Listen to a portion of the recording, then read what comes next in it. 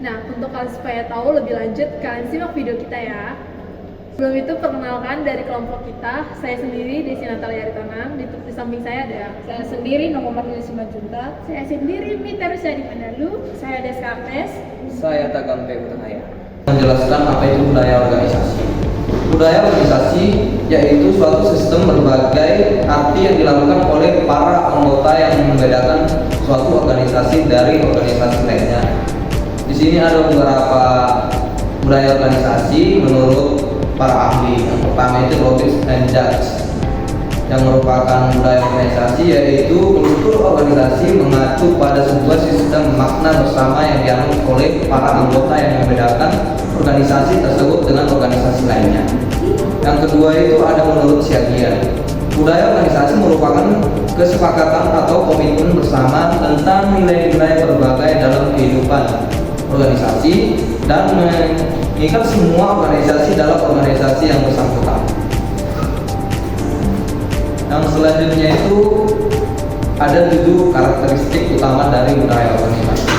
Yang pertama itu inovasi dan pengambilan risiko. Yang kedua memperhatikan detail. Yang ketiga orientasi pada hasil. Yang keempat itu orientasi pada orang. Yang kelima itu ada orientasi pada tim. Yang keenam keagresifan dan yang ketujuh yaitu kestabilan. Oke, di sini saya akan membahas tentang 3 tingkat budaya organisasi.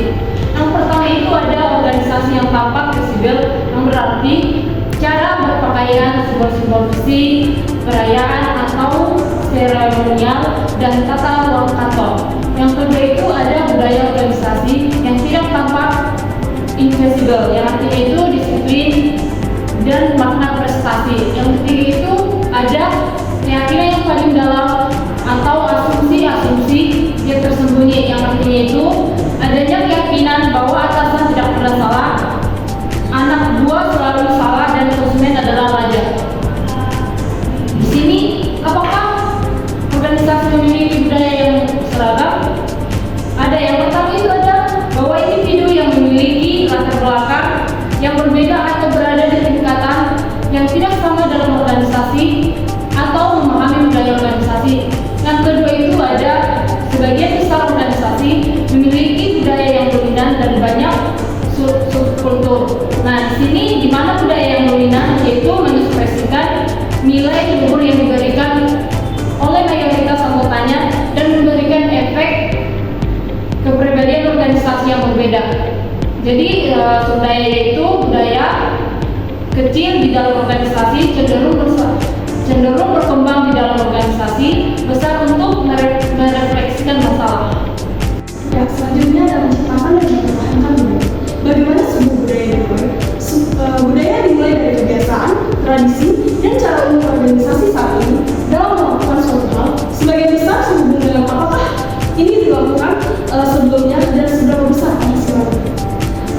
Penciptaan budaya terdapat pada 3 cara. Yang pertama, para pendiri merekrut dan mempertahankan hanya para pekerja yang berpendapat dan merasakan hal yang sama dengan mereka yang melakukan. Yang kedua, menanamkan dan mensosialisasikan cara mereka dalam berpikir dan merasakan terhadap para pekerja.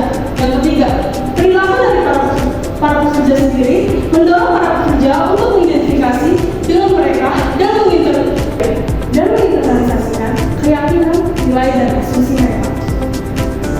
Selanjutnya, mempertahankan suatu budaya itu. Ketika suatu budaya telah pada posisinya, maka praktik di dalam organisasi mempertahankan dengan memberikan kepada para pekerja suatu rangkaian pengalaman yang sama.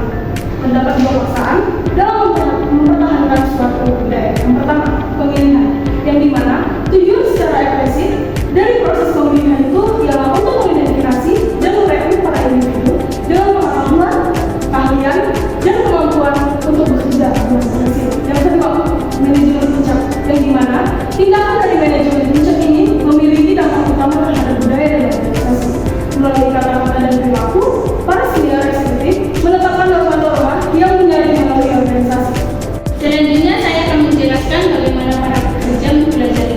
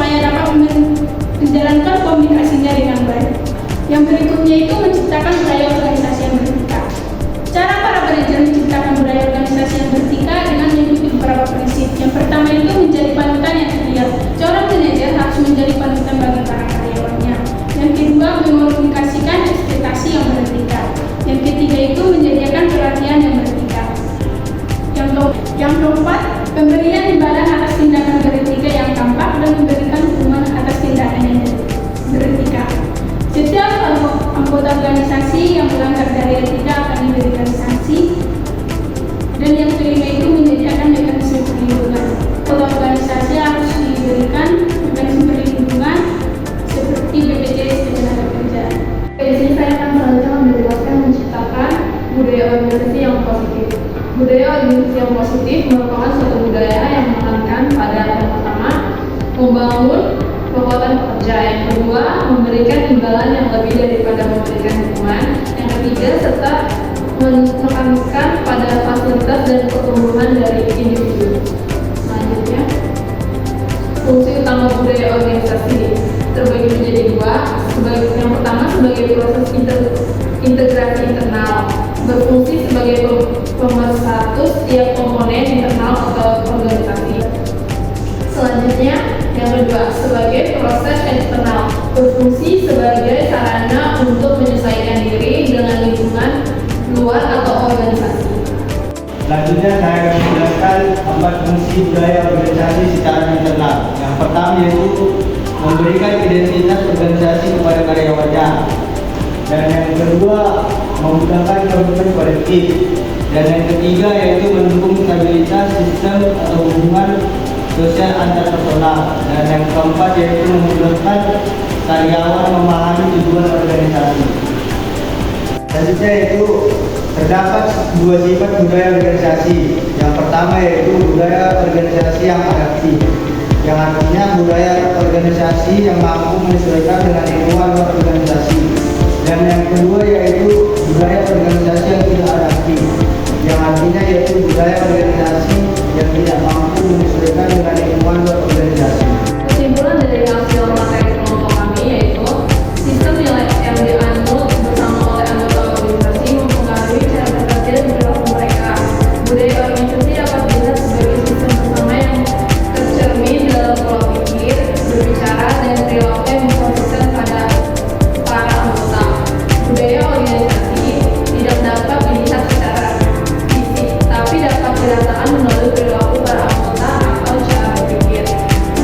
Merasa menanggapi dan menuntut para anggota organisasi dalam mengambil keputusan atau dalam kegiatan lainnya. Nah, kalian udah tahu kan apa itu budaya organisasi? Nah, semoga materi kita bermanfaat untuk kalian ya. Sekian dari materi kami. Terima kasih.